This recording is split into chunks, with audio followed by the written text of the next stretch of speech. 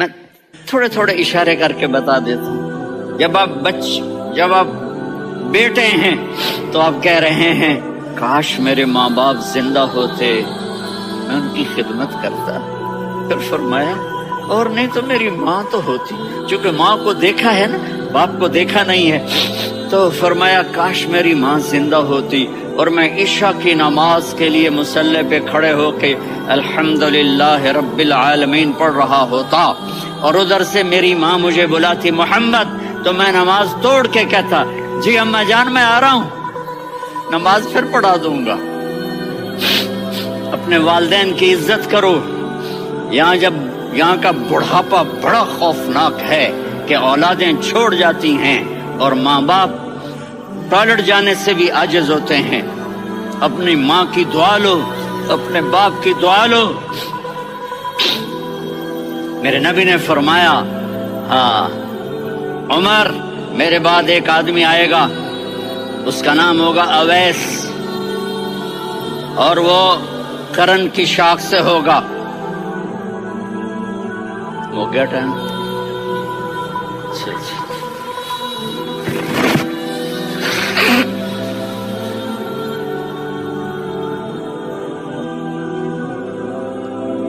اس سے دعا کرانا، علی آپ بھی، عمر آپ بھی.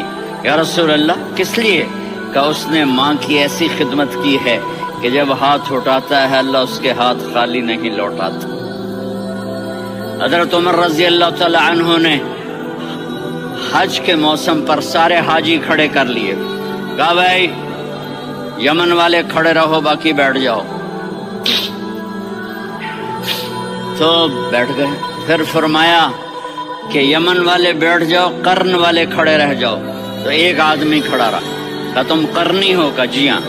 اویس کو جانتے ہو؟ جی میرے بھائی کا بیٹا ہے لیکن تھوڑا پاگل سا ہے، آپ کیوں پوچھ رہے ہیں؟ حضرت عمر نے فرمایا وہ نہیں، تو پاگل ہے. کدھر ہے؟ کہا یہ اونٹ چرانے گیا ہے ادھر عرفات کی طرف. تو آپ نے حضرت علی کو ساتھ لیا اور دوڑ لگائی سواری پر. دیکھا تو اویس کرنی ایک کیکر کے نیچے نماز پڑھ رہے تھے اور اونٹ چر رہے تھے.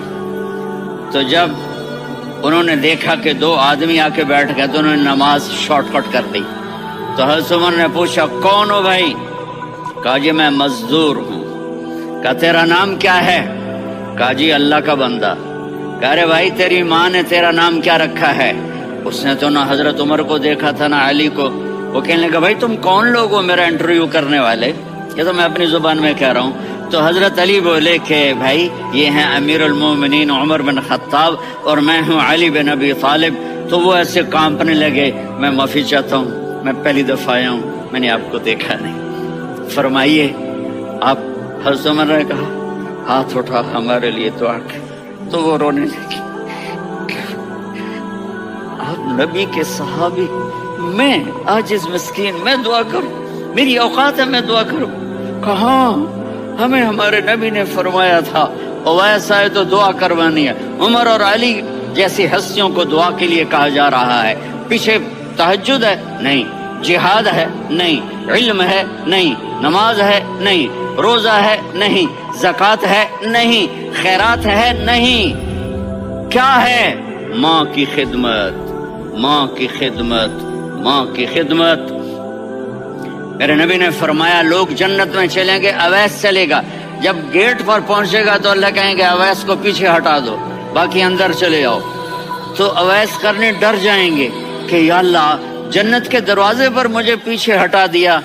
تو اللہ کہیں گے پیچھے دیکھو، ویسے پیچھے مڑ کے دیکھیں گے تو لوگوں کا مجمع ہوگا جو جہنم میں جا رہے ہوں گے، ایمان والے، گنہگار مسلمان.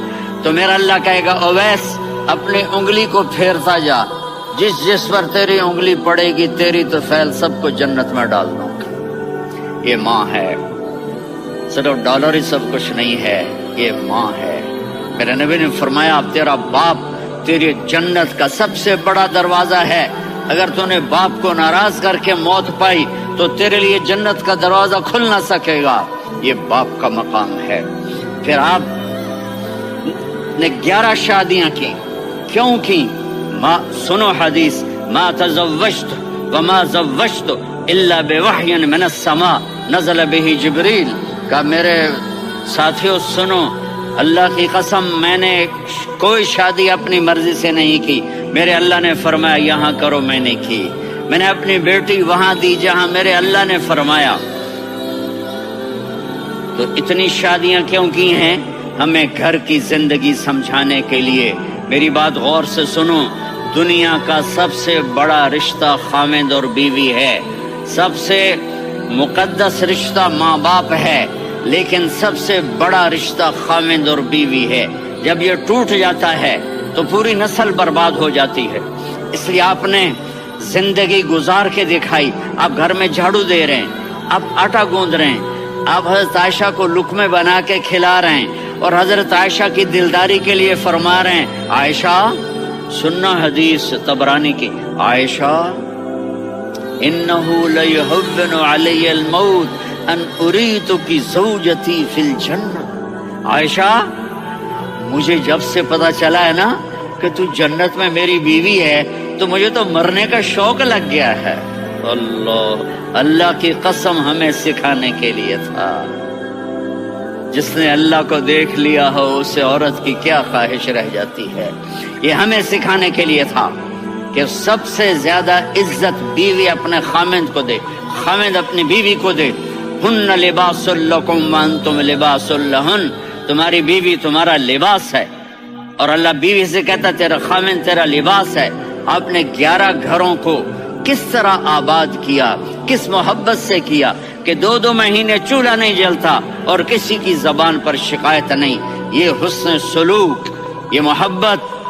ہاں، حضرت عائشہ کی عمر تھوڑی تھی، جہاد کے سفر سے واپسی ہو رہی، تو آپ نے صحابہ سے کہا بھائی چلے جاؤ، سارے آگے چلے گئے، تو صرف آپ دونوں رہ گئے۔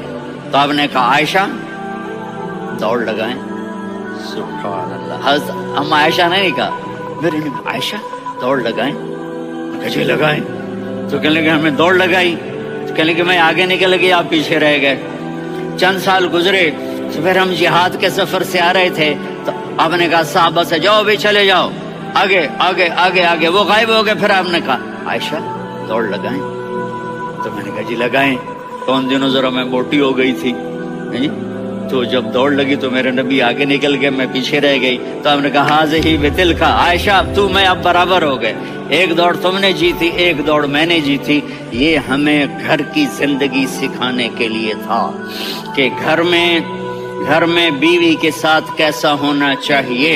اور عورتوں کے لیے کہا اگر میری شریعت میں سجدہ ہوتا تو میں بیوی سے کہتا اپنے خاوند کو سجدہ کرے، تاکہ ایک نسل تیار ہو، بیلنس زندگی گزارو۔ میں نے کل بھی کہا تھا، آج بھی کہہ رہا ہوں، امبیلنس لائف ہماری اولاد کو تباہ کر رہی ہے۔ میرے پاس